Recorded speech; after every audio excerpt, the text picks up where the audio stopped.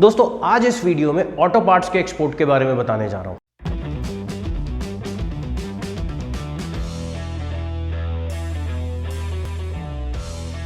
मैं हर्ष Dhawan, international business trainer और exporter, आज ऑटो पार्ट्स के बारे में आपको एक एक जानकारी देना चाह रहा हूं। अगर आप ऑटो पार्ट्स में डील करते हैं, चाहे ट्रेडर है, चाहे होलसेलर है, चाहे मैन्युफैक्चरर हैं, आपके लिए ये ट्रेड बहुत ही बेनिफिशियल है। मैं तो आपको यही कहूँगा कि आप ज़्यादा से ज़्यादा एक्सपोर्ट की तरफ मूव करिए, क्योंकि आपको मार्जिन्स बहुत अच्छे मिलेंगे। ऑटो सेक्टर एक ऐसा सेक्टर है जिसकी वर्ल्ड वाइड अनलिमिटेड डिमांड है। भाई खुद बताओ, गाड़ियाँ कहाँ नहीं होती, ट्रक्स कहाँ नहीं होते, हर जगह होते हैं ना। तो फिर डिमांड तो रहेगी छोटे से छोटे पार्ट की भी और बड़े से बड़े पार्ट की भी। सबसे ज़्यादा किन प्रोडक्ट्स की, जो आप ऑटो पार्ट्स में आप डील करते हो, आपको सबसे ज़्यादा डिमांड किन प्रोडक्ट्स की मिलेगी? ऐसा नहीं है कि अगर मैं बता रहा हूँ सबसे ज़्यादा इसकी मिलेगी तो बाकी प्रोडक्ट्स की नहीं है, लेकिन नहीं, इन प्रोडक्ट्स के बारे में जो मैं अभी बताने जा रहा हूँ, इसकी डिमांड आपको सबसे ज़्यादा मिलेगी।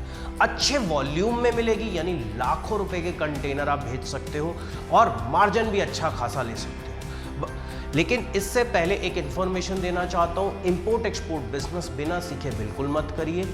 और हमारी भी प्रैक्टिकल ट्रेनिंग चलती है इंपोर्ट एक्सपोर्ट बिजनेस की, ऑनलाइन और ऑफलाइन। स्क्रीन पे जो नंबर आ रहा है, आप इस पे कॉल करके ऑनलाइन और ऑफलाइन हमारी प्रैक्टिकल ट्रेनिंग ज्वाइन कर सकते हैं, जिसमें हम आपको step by step import export business करना सिखाएंगे। चाहे उसमें बायर कैसे मिलेगा, डॉक्यूमेंट कैसे बनेगा, कस्टम क्लियरेंस कैसे होगा, सरकार से लोन कैसे मिलेगा, सरकार के इंसेंटिव क्या क्या है, each and everything from scratch.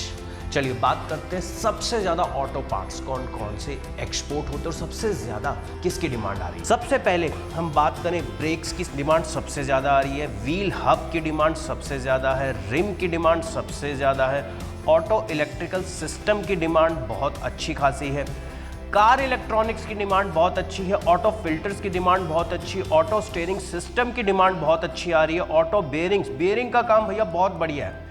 जो लोग बेयरिंग में डील करना चाहते हैं, मैं तो उनको कहता हूं सीधा भैया एक्सपोर्ट करो, अच्छा मार्जिन मिलेगा। टायर हो गए गाड़ियों के, उसकी डिमांड बहुत अच्छी खासी है। ऑलरेडी इंडियन कंपनीज हैं जो ऑलरेडी एक्सपोर्ट कर रही हैं। शॉक एब्जॉर्बर में अगर आप डील करते हैं तो आपको अच्छा मार्केट मिलेगा। ऑटो सेंसर की डिमांड सबसे ज़्यादा, आजकल मोस्टली गाड़ियों में आप देखेंगे ऑटो सेंसर्स ही लगे होते हैं। ऑटो विंच की डिमांड बहुत अच्छी खासी है। अगर हम बात करें ऑटो पार्ट्स की, ऑटो पार्ट्स आपको सस्ते कहाँ से मिलेंगे, ऑटो पार्ट्स में जो मेजर हब है वो है महाराष्ट्र। अब महाराष्ट्र में आपको सबसे ज़्यादा ऑटोमोबाइल मैन्युफैक्चरिंग यूनिट्स मिलेंगी। अगर मैं बात करूं महाराष्ट्र में कहाँ मिलेंगी, तो महाराष्ट्र में पुणे चले जाइए, वहाँ पे आपको मैन्युफैक्चरिंग यूनिट्स अच्छी खासी मिलेंगी। औरंगाबाद चले जाइए तो वहाँ पे आपको मैन्युफैक्चरिंग यूनिट बहुत अच्छी खासी मिलेगी। अगर आप तमिलनाडु भी जाएंगे तो तमिलनाडु में भी आपको ऑटो इंडस्ट्री बहुत अच्छी खासी मिलेगी। बहुत ज़्यादा काम होता है तमिलनाडु में ऑटो पार्ट्स का। हरियाणा की बात करूं, हरियाणा में गुरुग्राम हो गया, फरीदाबाद हो गया, तो यहाँ पे भी ऑटो पार्ट्स के मैन्युफैक्चरर आपको बहुत अच्छे मिलेंगे। तो एक हरियाणा का भी एक बेस्ट प्रोडक्ट हो सकता है ऑटो पार्ट। अगर आप हरियाणा से डील करते हैं, हरियाणा में रहते हैं, तो ऑटो पार्ट्स का सिलेक्शन आप कर सकते हैं। अगर आप कर्नाटका से हैं तो कर्नाटका में आप बेंगलुरु पहुंच सकते हैं। बेंगलुरु में भी अच्छी खासी यूनिट्स लगी हैं आपके ऑटो पार्ट्स की। और कर्नाटका में भी बहुत ऐसी जगह हैं जहां पे आपको ऑटोमोबाइल इंडस्ट्री अच्छी खासी मिल जाएगी। गुजरात में बात करूं तो अहमदाबाद और वडोदरा में भी आपको अच्छी खासी ऑटोमोबाइल इंडस्ट्री मिल जाएगी। आंध्र प्रदेश की बात करूं तो विजयवाड़ा और विशाखापट्टनम में आपको अच्छी खासी मैन्युफैक्चरिंग यूनिट मिल जाएगी। अगर मैं बात करूं तेलंगाना की, तो तेलंगाना में भी ऑटो पार्ट्स की बहुत बड़ी मैन्युफैक्चरिंग इंडस्ट्रीज है। पंजाब की बात करूं तो पंजाब में भी बहुत मैन्युफैक्चरिंग इंडस्ट्रीज आपको मिल जाएगी। और अगर मैं बात करूं कि ऑटो पार्ट्स को मुझे कौन कौन से देशों में एक्सपोर्ट करना है, सबसे बड़ी बात आपको ये पता होना चाहिए कि मुझे कौन से देशों को टारगेट करना है, कहां से मुझे ज्यादा प्रॉफिट मिलेगा। अब कौन से देशों को टारगेट करिए, सबसे पहले चाहिए यूनाइटेड स्टेट्स। अगर मैं यूनाइटेड स्टेट्स की बात करूं तो वहाँ पे इंजन्स की डिमांड अच्छी है, ट्रांसमिशंस की डिमांड अच्छी है, ऑटो पार्ट्स में यूज़ होने वाले जितने भी इलेक्ट्रॉनिक पार्ट्स हैं उनकी डिमांड्स बहुत अच्छी है। अगर मैं बात करूं जर्मनी की, तो जर्मनी में भी आपको बहुत अच्छी डिमांड मिलेगी। तो जर्मनी भी बहुत अच्छे स्केल पे ऑटो पार्ट्स इंपोर्ट करवा रहा है। इवन जापान भी, जापान और जर्मनी क्या है, एक्सपोर्ट भी करते हैं, इंपोर्ट भी करते हैं। तो आपको जापान में भी अच्छी खासी डिमांड मिल जाएगी। ऑलरेडी इंडिया से ट्रैक्टर के पार्ट्स बहुत अच्छी क्वांटिटी में और अच्छे प्रॉफिट में एक्सपोर्ट किए जा रहे हैं। चाइना में भी आपको ऑटो पार्ट्स की डिमांड मिल जाएगी, यूके में भी आपको ऑटो पार्ट्स की डिमांड मिल जाएगी। इवन मैं आपको कहूँगा कनाडा भी टारगेट करिए। कनाडा एक ऐसा देश है जहाँ पे अभी कंपटीशन बहुत कम है, तो वहाँ पे भी आपको अच्छी खासी डिमांड और मार्जिन मिल जाएंगे और आपके कॉन्टैक्ट्स भी इजीली डेवलप हो जाएंगे, क्योंकि ज़्यादा लैंग्वेज का भी बैरियर नहीं है कनाडा में। मैक्सिको की अगर मैं बात करूं तो मैक्सिको भी आप टारगेट कर सकते हैं, साउथ कोरिया टारगेट कर सकते हैं, ब्राज़ील टारगेट कर सकते हैं। इवन इंडिया भी इसका अच्छा इंपोर्टर भी है और एक्सपोर्टर भी है। अब सबसे पहले ये बताना चाहता हूं कि इसके लिए आपसे बायर जो है कौन कौन सी क्वालिटी के इंस्पेक्शन मांगेगा। जब हम ऑटो पार्ट्स भेजते हैं ना, तो यार एक चीज़ समझिए, आप चाहे ऑटो पार्ट्स हो या कोई भी प्रोडक्ट भेजो, अगर अच्छे देशों में भेजोगे तो वो इंस्पेक्शन सर्टिफिकेट मांगेंगे, आपको क्वालिटी पे पकड़ बना के रखनी है। तो ऐसा नहीं है कि मैं अगर सपोज करो मैं बायर हूँ, मैं यूरोप का बायर हूँ, तो मैंने आपको बोला ऑटो पार्ट्स भेज दो, तो बिना चेक किए मैं आपसे माल ले लूँगा। बाहर के देशों के नॉर्म्स इस मामले में बहुत ज़्यादा स्ट्रिक्ट हैं।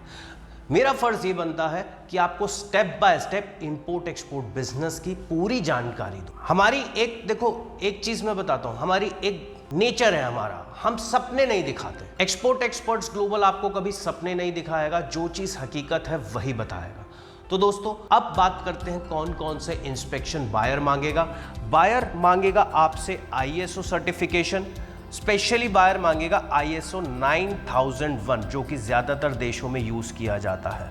प्रोडक्ट की क्वालिटी के इंस्पेक्शन से रिलेटेड वो क्वालिटी और क्वांटिटी दोनों के सर्टिफिकेशन मांगेगा। भाई अब अगर सपोज करो आप कह रहे हो जी भैया आयरन का पार्ट है, ये लोहे का पार्ट है, तो भैया लोहा कितने mm का है, उसके टेस्टिंग मेथड्स क्या है, उसका रिजल्ट क्या आया, पूरा आपको सर्टिफिकेशन देना पड़ेगा। मटेरियल की अगर मैं बात करूं, मटेरियल में अगर ब्रेक्स के लिए अगर आप सपोज करो एक्सपोर्ट करते हैं तो सर्टिफिकेशन आपको देने ही पड़ेंगे। स्टीयरिंग सिस्टम के लिए आपको सर्टिफिकेशन देने ही पड़ेंगे। आप क्या क्वालिटी यूज़ कर रहे हैं, और अगर सपोज करो मैंने आपसे 10,000 क्वांटिटी का ऑर्डर दिया, तो ऐसा तो नहीं कि 10,000 की जगह आप मुझे 9,500 भेज रहे हो, 500 गाया मैं बीच में से, तो ये सारे के सारे सर्टिफिकेशन होंगे ही होंगे।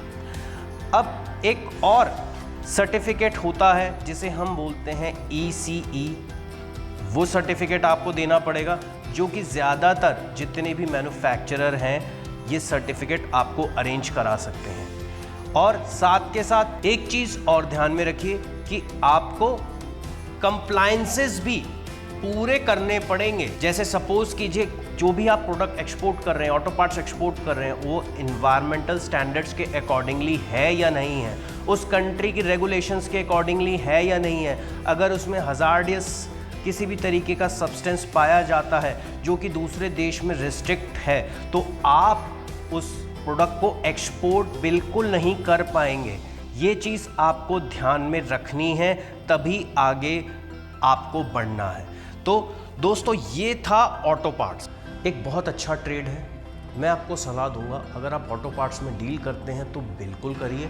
इंस्पेक्शन से घबराइए मत। इंस्पेक्शन से घबरा क्यों रहे हैं? एक प्रोडक्ट है, ठीक है, उसकी क्वालिटी क्या है और उसकी क्वांटिटी क्या है, यही तो इंस्पेक्शन में है। एक बात बताइए, अगर कोई ब्रेक्स ले रहा है, आप उसकी बेकार क्वालिटी की ब्रेक्स देंगे तो अगला बंदा तो निकल जाएगा ना। तो गलत क्या है इसके अंदर? हम घबराने लग जाते हैं कि भैया इंस्पेक्शन होगा, ये हो जाएगा, वो हो जाएगा, माल रिजेक्ट हो जाएगा। ऐसा कुछ भी नहीं है। पहले सैंपल का इंस्पेक्शन कराओ, सैंपल पास हो जाए, फिर माल बनाओ, फिर भेज दो। तो बहुत आसान प्रोसेस है, इसको बहुत ज़्यादा मुश्किल मत समझिए। और अगर आपको लगता है मुश्किल है तो स्क्रीन पे तो नंबर आपके आ ही रहा है, तो आप कॉल करके आप रजिस्ट्रेशन कराइए और हमारी कोई भी वर्कशॉप ऑनलाइन हो ऑफलाइन हो कभी भी ज्वाइन कर सकते हैं। तो दोस्तों उम्मीद करता हूँ वीडियो अच्छा लगा होगा। अगर वीडियो अच्छा लगा तो लाइक ज़रूर करिए, शेयर ज़रूर करिए। इस वीडियो में इतना ही, मिलता हूँ अगले वीडियो में, तब तक के लिए जय हिंद।